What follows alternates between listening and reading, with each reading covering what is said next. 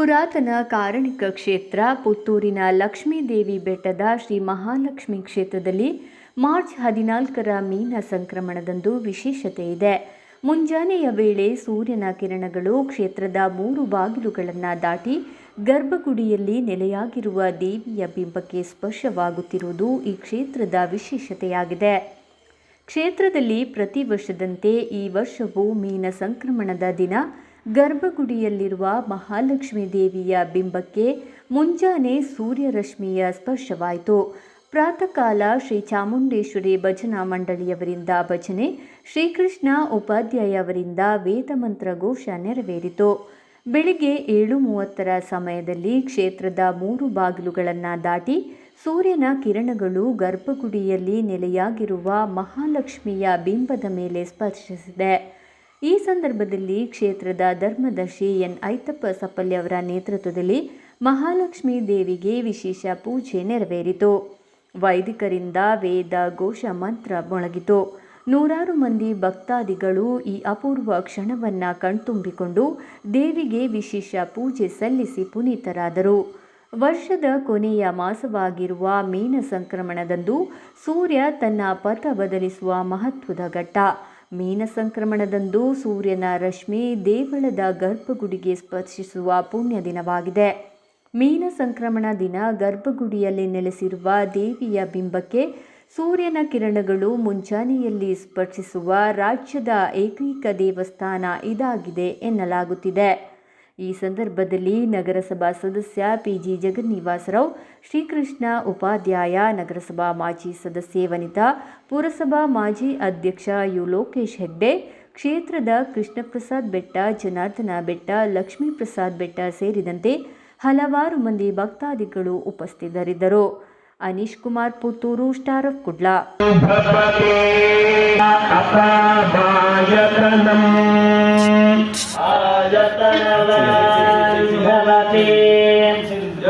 ಸಂಗಮತ ಆಯತನಂ ವೇದ ಆಯತನವ ಆಯತನಂ ವೇದ ಆಯತನವ ಭವತಿ ಪದ್ಯಂ ಯೋಗ ಅಪಮಾಯತನಂ ಆಯತನವ.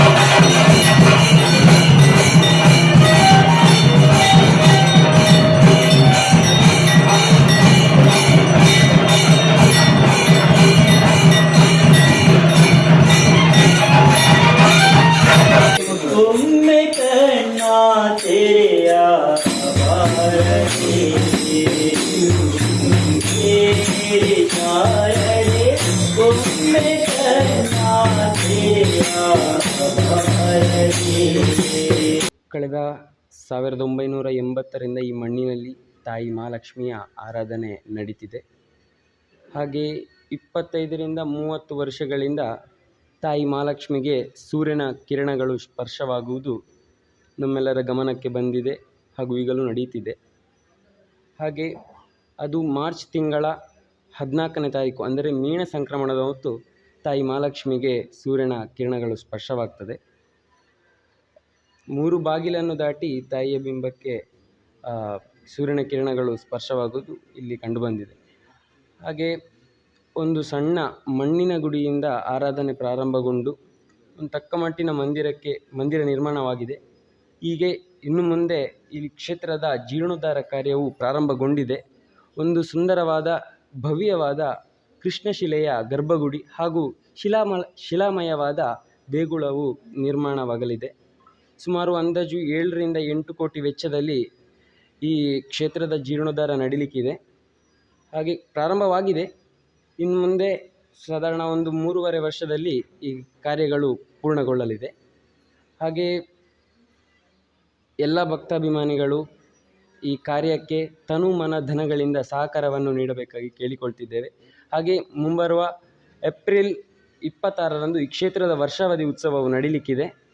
ಈ ಕಾರ್ಯಕ್ಕೆ ಎಲ್ಲ ಭಕ್ತಾಭಿಮಾನಿಗಳು ಶ್ರೀದೇವಿಯ ಕೃಪೆಗೆ ಪಾತ್ರರಾಗಬೇಕಾಗಿ ಕ್ಷೇತ್ರದ ಪರವಾಗಿ ಹಾಗೆ ಧರ್ಮದರ್ಶಿಗಳ ಪರವಾಗಿ ವಿನಮ್ರವಾಗಿ ವಿನಂತಿ ಮಾಡಿಕೊಳ್ಳು. ನಾವೆಲ್ಲ ತಿಳಿದ ಹಾಗೆ ಸೂರ್ಯರಶ್ಮಿ ಆ ದೇವರ ಬಿಂಬದ ಮೇಲೆ ಸ್ಪರ್ಶ ಆಗುವಂಥ ಒಂದು ವಿಶೇಷ ದಿನ. ಈ ಸಂದರ್ಭ ಪ್ರತಿ ವರ್ಷ ನಡೀತಾ ಬರ್ತಾ ಇದೆ. ಅದೇ ದಿನದಂದು ಸೂರ್ಯ 12 ರಾಶಿಗಳಲ್ಲಿ 12 ತಿಂಗಳು ಇರ್ತಾರೆ. ಆ ಒಂದು ಸಂದರ್ಭದಲ್ಲಿ ಮೀನ ಸಂಕ್ರಮಣ ಅಂದರೆ ಮೀನ ರಾಶಿಗೆ ಸೂರ್ಯ ಪ್ರವೇಶವಾಗುವ ಶುಭ ದಿನದಂದು ಮಹಾಲಕ್ಷ್ಮಿ ಮೇಲೆ ಆ ಸೂರ್ಯರಶ್ಮಿಯ ಸ್ಪರ್ಶ ಆಗ್ತದೆ. ಒಂದು ವಿಶೇಷವಾದ ಈ ಒಂದು ದೇವಾಲಯದ ರಚನೆ. ಯಾಕಂದರೆ ಈ ದೇವಾಲಯ ರಚನೆ ಮಾಡುವಾಗ ಹಾಗೆ ಆಗಬೇಕು ಅಂತ ಮಾಡಿದ್ದಲ್ಲ, ಅದು ದೇವರೊಂದು ಯೋಗ ಆ ರೀತಿಯಾಗಿ ಕೊಟ್ಟದ್ದು. ಅದೇ ರೀತಿಯಾಗಿ ಸುಸಂದರ್ಭ ಯಾಕೆ ಅಂತ ಹೇಳ್ತೇನೆ ಅಂದರೆ, ಈ ದೇವಾಲಯವನ್ನು ಸಂಪೂರ್ಣವಾಗಿ ಶಿಲಾಮಯ ಜೀರ್ಣೋದ್ಧಾರ ಮಾಡುವ ಸಂದರ್ಭ ಕೆಲಸಗಳು ನಡೀತಾ ಇದೆ. ಮುಂದಕ್ಕೂ ಕೂಡ ದೈವಜ್ಞರ ಒಂದು ಚಿಂತನೆ ಪ್ರಕಾರ ಮುಂದೆ ಕೂಡ ಅದೇ ಈ ಒಂದು ಸಂದರ್ಭವನ್ನು ಅಂದರೆ ಗರ್ಭಗುಡಿಯ ಒಳಗೆ ಆ ಮೀನಮಾಸದಂದು ಸೂರ್ಯರಶ್ಮಿಗೆ ದೇವರ ಬಿಂಬವನ್ನು ಬೀಳುವ ರೀತಿಯಲ್ಲಿ ಆ ದೇವಾಲಯವನ್ನು ರಚನೆ ಮಾಡುವಂಥ ಒಂದು ದೊಡ್ಡ ಸವಾಲು ನಮಗೆಲ್ಲ ಭಕ್ತ ಜನತೆಗಿದೆ. ಅದು ಖಂಡಿತ ಆಗ್ತದೆ ಅಂತ ದೈವಜ್ಞರು ಹಾಗೂ ಕ್ಷೇತ್ರದ ತಂತ್ರಿಗಳು ಹೇಳಿದ್ದಾರೆ. ಹಾಗಾಗಿ ಈ ಭಕ್ತ ಜನರು ಪ್ರತಿದಿನ ಇಲ್ಲಿ ಬರ್ತಾರೆ. ಇವತ್ತು ವಿಶೇಷವಾಗಿ ಎಲ್ಲರೂ ಸೇರಿದ್ದಾರೆ. ಆ ಮಹಾಪೂಜೆಯನ್ನು ಧರ್ಮದರ್ಶಿಗಳಾದ ಐತಪ್ಪ ಸಫಲ್ಯರ ನೇತೃತ್ವದಲ್ಲಿ ಆಗಿದೆ. ಮುಂದಕ್ಕೆ ಈ ಭವ್ಯವಾದ ದೇಗುಲ ಬಹುಶಃ ಈ ಭಾಗದಲ್ಲಿ, ದಕ್ಷಿಣ ಕನ್ನಡ ಈ ಭಾಗದಲ್ಲಿ ಇಂಥ ಒಂದು ಶಿಲಾಮಯ ದೇವಸ್ಥಾನ ಇಲ್ಲಿ ಕೂಡ ಆಗಿರಲಿಕ್ಕಿಲ್ಲ. ಮುಂದಕ್ಕೆ ಆಗ್ಬೋದು. ಆದರೆ ಅತ್ಯಂತ ಕೆತ್ತನೆ, ಯಾಕಂದರೆ ಇಲ್ಲಿಯ ಅವರು ಐತಪ್ಪ ಸಫಲ್ಯ ಕುಟುಂಬಸ್ಥರು ಹಾಗೂ ಭಕ್ತಾದಿಗಳು ಆ ಒಂದು ನಾವೇನು ಕೆತ್ತನೆಯಲ್ಲಿ ಹೇಳ್ತೀವಿ ಅದರಲ್ಲಿ ಒಂದು ಡೆಪ್ತ್ ಇದೆ. ಈಗ ಶಿಲೆಯಲ್ಲಿ ಮಾಮೂಲಾಗಿ ಕೆತ್ತನೆ ಮಾಡೋದು ಬೇರೆ, ನಾವು ಹೊಯ್ಸಳ ಶೈಲಿ, ನೀವು ಬೇಲೂರು ಹಳೆಬೀಡು ಆ ಶೈಲಿಯಲ್ಲಿ ಕಪ್ಪು ಶಿಲೆಯಲ್ಲಿ ಮಾಡುವಂಥದ್ದು, ಅದೇ ಒಂದು ಶೈಲಿನಲ್ಲಿ ಅಳವಡಿಸಿಕೊಳ್ಳಲಾಗಿದೆ. ಹಾಗಾಗಿ ಇದು ದೇವಸ್ಥಾನ ಆದ ನಂತರ ಅದನ್ನು ನೋಡಲಿಕ್ಕೆ ಅಂತಲೇ ಭಕ್ತಾದಿಗಳು ಹೆಚ್ಚಿನ ಸಂಖ್ಯೆಯಲ್ಲಿ ಬರುವ ನಿರೀಕ್ಷೆ ಇದೆ. ನಾವೆಲ್ಲ ಈ ಪುತ್ತೂರಿನ ಭಕ್ತಾದಿಗಳು ಪುಣ್ಯವಂತರು. ಯಾಕಂದರೆ ಈ ಸಂದರ್ಭವನ್ನು ನಾವು ನಮ್ಮ ಊರಲ್ಲೇ ಕಾಣುವಂಥ ಒಂದು ಸಂದರ್ಭ. ವಂದನೆಗಳು. ನಾವು ಈ ಕ್ಷೇತ್ರದ ಭಕ್ತರು. ಸುಮಾರು 25-30 ವರ್ಷಗಳಿಂದ ನಾವು ಈ ಕ್ಷೇತ್ರದಲ್ಲಿ ನಡೆಯುವ ಎಲ್ಲ ಸೇವೆಗಳಿಗೂ, ಎಲ್ಲ ಸಮಾರಂಭಗಳಿಗೂ, ಎಲ್ಲ ಪೂಜೆ ಪುನಸ್ಕಾರಗಳಿಗೂ ನಾವು ಹಾಜರಾಗಿ ನಮ್ಮ ಬೇಡಿಕೆಯನ್ನು ಇಲ್ಲಿಯ ದೇವಿಯವರಲ್ಲಿ ಸಲ್ಲಿಸುವ ನಮ್ಮದೊಂದು ಕಾಯಕವಾಗಿದೆ. ಎಲ್ಲರೂ ಈ ಊರಿನ ಸಮಸ್ತ ಭಕ್ತ ಜನಗಳು ಇಲ್ಲಿ ಬಂದು ಸೇವೆ ಸಲ್ಲಿಸ್ತಾ ಇರ್ತಾರೆ. ಇವತ್ತಿನ ವಿಶೇಷ ಏನು ಅಂದರೆ, ಮಾರ್ಚ್ 14ರಂದು ಮೀನ ಸಂಕ್ರಮಣದಂದು ದೇವರ ಗರ್ಭಗುಡಿಗೆ ಸೂರ್ಯನ ಬೆಳಕು ಚೆಲ್ಲಿ ದೇವರನ್ನು ಅದರಲ್ಲಿ ಮಂಗಳಾರತಿ ಆಗುವ ಒಂದು ಶುಭ ಸಂದರ್ಭ. ಎಲ್ಲರೂ ಇದನ್ನು ಕಾಣಲು ಪುನೀತರಾಗಿ ಸಾರ್ಥಕರಾಗಿದ್ದಾರೆ. ಮತ್ತು ಈ ಕ್ಷೇತ್ರದಲ್ಲಿ ಜೀರ್ಣೋದ್ಧಾರ ನಡೀತಾ ಇದೆ. ಸುಮಾರು ವರ್ಷಗಳಿಂದ ಎಲ್ಲ ಗರ್ಭಗುಡಿಯ ಎಲ್ಲ ರೀತಿಯ ಕೆತ್ತನೆ ಕೆಲಸಗಳನ್ನು ನಡೆಸ್ತಾ ಇದ್ದಾರೆ. ಬೇರೆ ಬೇರೆ ಊರಿಂದ ಬಂದ ಕೆತ್ತನೆ ಕೆಲಸಗಾರರು ಇಲ್ಲಿಯ ಗರ್ಭಗುಡಿಯ ಕೆಲಸಗಳನ್ನೆಲ್ಲ ನಡೆಸ್ತಾ ಇದ್ದಾರೆ. ಇಲ್ಲಿ ಏನಂದರೆ, ಆದಷ್ಟು ಬೇಗ ಜೀರ್ಣೋದ್ಧಾರ ನಡೆದು ಈ ಪುತ್ತೂರು ಕ್ಷೇತ್ರದಲ್ಲಿ ಈ ಮಹಾಲಕ್ಷ್ಮಿ ದೇವಸ್ಥಾನ ಒಳ್ಳೆಯ ಹೆಸರು ತಂದು ಭಕ್ತರ ಎಲ್ಲ ಸಂಕಷ್ಟಗಳನ್ನು ಪರಿಹಾರ ಮಾಡಿ ಒಳ್ಳೆಯ ಬೆಂಗಳೂರಿನ ಗಂಗಾಧರೇಶ್ವರ ದೇವಸ್ಥಾನದಲ್ಲಿ ಇದೇ ಥರ ಸೂರ್ಯನ ರಶ್ಮಿಯಿಂದ ದೇವರಿಗೆ ಮಂಗಳಾರತಿ ನಡೆಯುವುದನ್ನು ನಾವು ಎಲ್ಲ ಕಡೆ ಕೇಳಿ ತಿಳಿದಿದ್ದೇವೆ. ಅದೇ ರೀತಿ ನಮ್ಮ ಈ ಕ್ಷೇತ್ರ ಮಹಾಲಕ್ಷ್ಮಿ ಕ್ಷೇತ್ರದ ಪುತ್ತೂರಿನಲ್ಲಿ ಈ ಮೀನ ಸಂಕ್ರಮಣ ಕರ್ನಾಟಕದಲ್ಲಿ 2ನೇ ಪುಣ್ಯಕ್ಷೇತ್ರ. ಇದು ಸಂಕ್ರಮಣದಂದು ದೇವರಿಗೆ ಸೂರ್ಯರಶ್ಮಿಯಿಂದಲೇ ಮಂಗಳಾರತಿ ನಡೀತಾ ಇದೆ. ಹಾಗಾಗಿ ಇದನ್ನು ಎಲ್ಲ ನಮ್ಮ ಊರಿನ ಎಲ್ಲ ಭಕ್ತರು ನೋಡಿ ಪುನೀತಗೊಳ್ಳುತ್ತಾರೆ ಎಂದು ಹೇಳಲಿಕ್ಕೆ ಇಚ್ಛೆ ಪಡ್ತೇವೆ.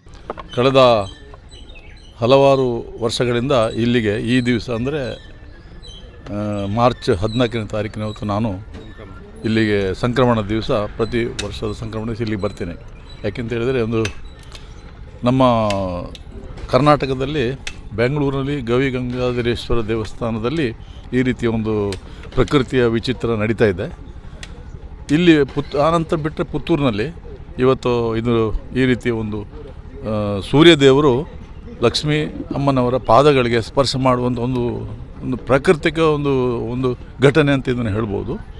ಇಲ್ಲಿ ಪುತ್ತೂರಲ್ಲಿ ಆಗ್ತಾ ಇರೋದು ನಮಗೆಲ್ಲರಿಗೂ ಸಂತೋಷ ಸಂಗತಿ. ಈ ಒಂದು ಸಂತೋಷದ ಕ್ಷಣವನ್ನು ಮತ್ತು ಈ ಒಂದು ಉತ್ತಮ ಒಂದು ಕ್ಷಣವನ್ನು ಕಣ್ಣು ತುಂಬಿಸಿಕೊಳ್ಳಲಿಕ್ಕಾಗಿ ಹಲವಾರು ಭಕ್ತರಲ್ಲಿ ಬರ್ತಾರೆ. ಈ ಕ್ಷೇತ್ರದ ಭಕ್ತರು ಇಲ್ಲಿಗೆ ಬಂದು ಇದನ್ನು ಕಣ್ಣು ತುಂಬಿಕೊಂಡು ಹೋಗ್ತಾರೆ. ನನ್ನ ಒಂದು ವಿನಂತಿ ಹೇಳಿದರೆ, ಪುತ್ತೂರಿನ ಈ ಆಸುಪಾಸಿನ ಎಲ್ಲ ಜನರು ಈ ಒಂದು ಉತ್ತಮ ಕ್ಷಣದಲ್ಲಿ ಬಂದು ಇಲ್ಲಿ ಭಾಗವಹಿಸಿ ಈ ಒಂದು ಪ್ರಕೃತಿಯ ಒಂದು ವಿಚಿತ್ರ ಇದನ್ನು ಕಣ್ತುಂಬಿಸ್ಕೊಳ್ಬೇಕು ಅಂತೇಳಿ ನಾನು ಎಲ್ಲ ಭಕ್ತಾದಿಗಳಲ್ಲಿ ವಿನಂತಿ ಮಾಡಿಕೊಳ್ತೇನೆ.